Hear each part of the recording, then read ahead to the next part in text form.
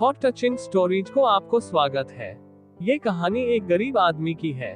किसी गांव में मदन नाम का एक गरीब चाय वाला रहता था। उसके घर में उसकी पत्नी सीमा और उसकी बेटी रीनू थे। रमन गांव में ही चाय बेचता था, इसी से उसका तथा परिवार का खर्च बड़ी मुश्किल से चल पाता था।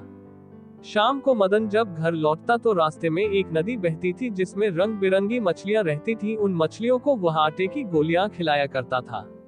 ऐसा करने से उसके मन को बड़ी शांति मिलती थी और मछलियां भी उससे खुश रहती थी। गरीबी के कारण मदन अपनी बेटी रीनू के स्कूल की फीस भी बड़ी मुश्किल से भर पाता था। एक दिन रीनू स्कूल से रोते हुए घर आई। मदन के पूछने पर उसने बताया कि आज उसकी टीचर ने स्कूल से उसका नाम काट दिया क्योंकि मदन ने पैसों की कमी के कारण पिछले 3 महीनों से उसकी फीस नहीं भरी थी। अगले दिन मदन चाय बेचने नहीं गया बल्कि उदास मन से नदी किनारे जाकर बैठ गया और वहीं बैठकर मछलियों को दाना डालने लगा। जब वह वापस जाने लगा तो उस नदी से एक सुनहरी जलपरी निकली और मदन से बोली कि क्या बात है मदन, आज तुम उदास लग रहे हो। मदन उस जलपरी को देखकर हैरान हो गया। उसने पूछा कि आप कौन हो और मेरा नाम कैसे जानती हो। जलपरी ने कहा, मैं एक जलपरी हूँ और मुझ में कुछ जादुई शक्तियाँ हैं जिससे मैंने तुम्हारा नाम जान लिया। तुम्हारी मछलियों को दाना खिलाने की आदत से मैं प्रसन्न हूँ। अगर तुम्हें कोई कष्ट है तो मुझे बताओ, मैं तुम्हारी सहायता अवश्य करूंगी। मदन ने सारी बात उस जलपरी को बता दी। जलपरी ने कहा, मदन कल तुम सूरज निकलने से पहले यहाँ आना। मैं तुम्हें सोने के सिक्कों से भरा थैला दूंगी जिससे तुम अपने परिवार का खर्चा अच्छे से उठा सकोगे। ये सुनकर जलपरी वापस नदी में चली गई। अगले दिन सूरज निकलने से पहले ही मदन नदी पर पहुंचा, तभी वहां जलपरी प्रकट हुई और उसने मदन को सोने के सिक्कों से भरी एक थैली दे दी। मदन ने जलपरी को धन्यवाद दिया और मछलियों को दाना खिलाकर वापस अपने घर चल दिया तथा उस थैले को उसने एक सुनार को बेच दिया जिससे उसे बहुत सारे पैसे मिले। सबसे पहले मदन ने अपनी बेटी के स्कूल की फीस भरी जिससे कि वह वापस अपनी पढ़ाई शुरू कर सके। कुछ महीने के बाद मदन ने उन पैसों की मदद से एक छोटा सा होटल शुरू कर दिया।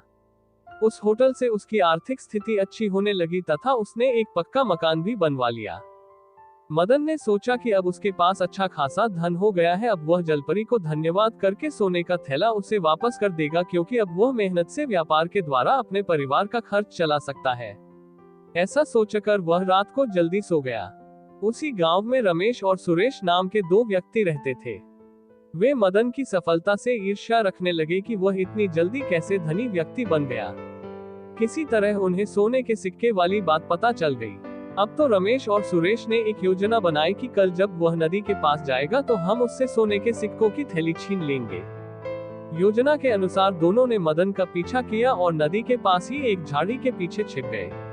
मदन ने जलपरी को थैला वापस करते हुए कहा कि जलपरी, तुमने मेरी बहुत मदद की है और तुम्हारे कारण मैं अब एक धनी आदमी बन गया हूँ। साथ ही मैंने अपना व्यापार भी शुरू कर लिया है, इसलिए मैं ये सोने के सिक्कों की थैली आपको लौटाना चाहता हूँ। जलपरी मदन की ईमानदारी से बड़ी प्रसन्न हुई। अभी वह बात कर ही रहे थे कि रमेश और सुरेश दोनों ने मदन को पकड़ लिया और उसे धमकाने लगे और थैला देने के लिए कहा। ये देखकर जलपरी ने अपनी छड़ी घुमाकर उन दोनों को बेहोश कर दिया। उनके बेहोश होने पर जलपरी ने मदन से कहा कि हमेशा ईमानदारी से अपना व्यापार करना, जिससे व्यापार में तुम्हारी खूब तरक्की होगी। ये सुनकर मदन ने जलपरी से वादा किया कि वह ईमानदारी और पूरी लगन से काम करेगा। उसने जलपरी को धन्यवाद दिया और सिक्कों का थैला सुनहरी जलपरी को वापस कर दिया। फिर उससे विदा लेकर अपने घर वापस लौट गया। अब अपनी पूरी मेहनत से काम कर रहा है। ये कहानी पसंद आए तो हॉट टचिंग स्टोरीज को सब्सक्राइब और वीडियो को लाइक करके जाना। आपकी लाइक और सब्सक्राइब से किसके भविष्य अच्छा हो सकता है।